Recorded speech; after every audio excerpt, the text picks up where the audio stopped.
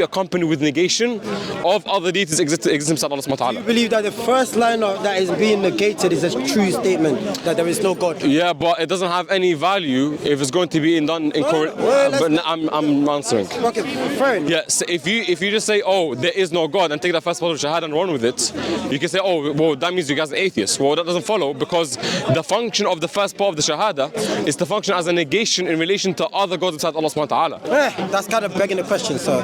That's not. Yes, it is begging the question, because when you say there is no God but Allah, when you use the term Allah there, are you using it indicative of his nature or the person? That doesn't make any sense, because when you say use Allah, when you use the word Allah, are you saying about the person or his nature? In the last part of the shahada, right? In the shahada, yes. Yeah, it's co-referential. It's co-referential, meaning it refers to both the being and the person. The shahada says La ilaha illallah. There is no God. Like you affirm, that is a true statement from ilaha, right? The word ilaha you mean, not Allah, not the one at the end. The one in the middle. Your term? Let me speak, please. I'll let you speak.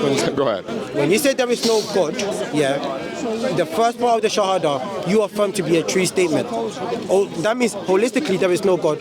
But the person that you worship is Allah. He's not ilaha, he is Allah. Yeah, no. It's like saying there is no apple but orange. Yes, there is no apple because there is orange. No, again, when it comes to the word ilaha functioning, it's going to be in reference to other deities, other false deities. So that wouldn't follow. So again, your argument... It doesn't say that. Brother, no, you have to let him finish. You have to let him finish. So his response to me was, oh, you're begging the question. I don't think he knows what even begging the question is. Begging the question is a fallacy when you assume a conclusion in the premise. Yeah, you did. But there isn't even argument that's been proposed. I'm just simply giving he's the claimant. Yeah, cheerleading doesn't help. So again, for you to say that I'm doing a begging the question, that would be a category error. Brother, let me finish. Stick on the fallacy. So he already messed up, because he said that I'm doing a begging the question fallacy when I'm simply responding to the claim that how we categorize Tawheed is going to be of two parts, of negation and affirmation, negating all other deities except Allah subhanahu wa ta'ala. So that, brother, let me finish. That doesn't, let me finish, brother. So that doesn't negate Allah being an ilah, but we say that Allah is the true ilah worthy of worship. So Allah is not called ilah, he's called Allah. Oh my God, ilah just means deity. There is no ilah, you're saying there is no deity. Yeah, al-ilah, there is no ilah, there is no God, but this person I worship called Allah. That's two different terms. One is a part. Can you give evidence for that? I'm literally giving you. No, give evidence. I don't believe you. Give me evidence for that. In your shahada. No, give me evidence. Ilah means different Allah. The beginning of your sentence should not be halfway from mine, please. Mother, give your evidence. The beginning of your sentence should not be halfway. Give evidence, please. The beginning of your name. Wait, give evidence that ilah doesn't mean God. Give evidence for that, please. Ilah means God. Yes, he's saying it doesn't. No, you didn't say that. Are you claiming it doesn't? You gotta open your ears, please. So I'm asking a question. Are you claiming it doesn't? I literally said in your shahada, the first statement, there is no God. Right. The word ilaha is for al-ilah, means God. Right. Allah is not the same as al-ilah. Allah is, apologies I'm speaking. Apologies I'm speaking.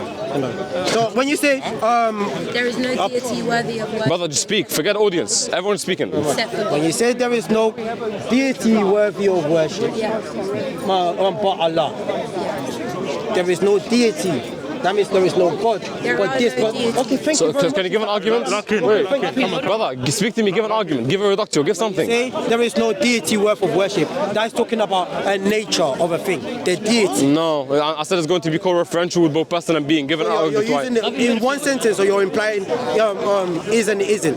What? You're implying that it is about you're implying the positive and the negative. No, one sentence. Because I'm not. So when he says there is no God worthy of worship, you asked me a question. Is it talking about a deity or not? The term ilaha over there is. Yeah, it's talking about false deities. Yes. Where does he use the term false? I got you because I got you because my good friend is doing an internal critique. Is it an internal critique or no? I'm only asking you a question.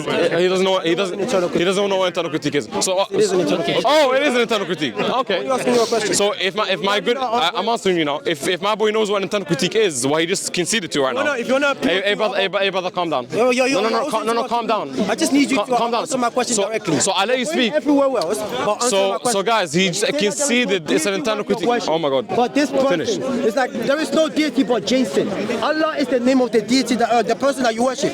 Doesn't mean he's a deity. But the first part of the statement tells you that there is no deity.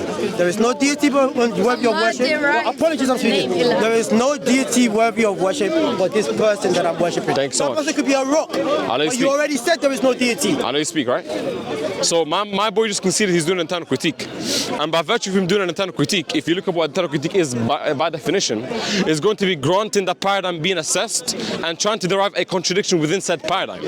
Now the issue with him is he doesn't understand that according to the companions, according to the Prophet, and according to the earliest, according to the Salaf, they are all in agreement that La ilaha illallah doesn't negate there being a deity and then affirms a deity, and that was going to be a form of contradiction.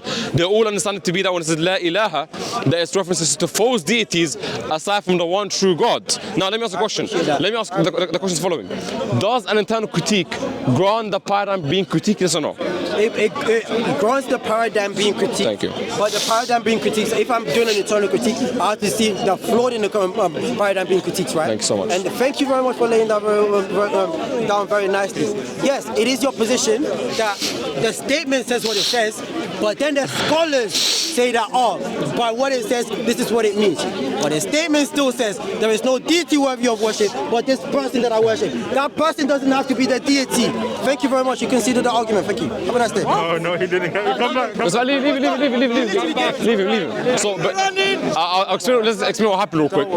So, his interpretation of La ilaha illallah, he said that, oh, it's going to be a form of contradiction because you are affirming and negating at the same time. Well, hold on. Why should I accept your interpretation? According to the earliest understandings and those who received the text, they never understood it that way. And he had to run away because there is no reductor, there is no argument. GG's. 2 minutes of what? Oh, that's it, khalas, done.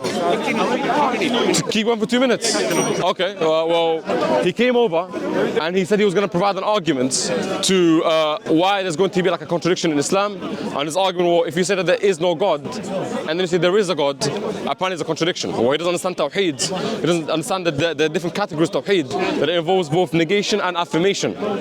Because mere affirmation by itself is faulty, and mere negation by itself is faulty. You can't say that there is no God, because that's atheism. And you can't say there is a God, because that would be polytheism. So we combine the two. As Muslims, we must combine the two between affirmation and negation.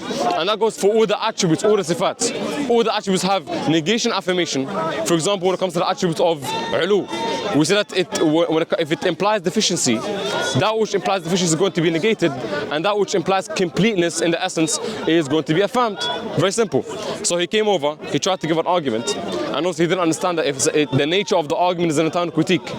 And the difference between an external and internal critique, if you do an internal critique, the paradigm is being presented, you try to derive a contradiction within that paradigm. When it's an external critique, it's the opposite. You derive a contradiction with the external sources outside the paradigm being critiqued. Obviously, he didn't understand that, and alhamdulillah, he had to run away because he couldn't handle the argumentation, and that's it, khalas. It's good.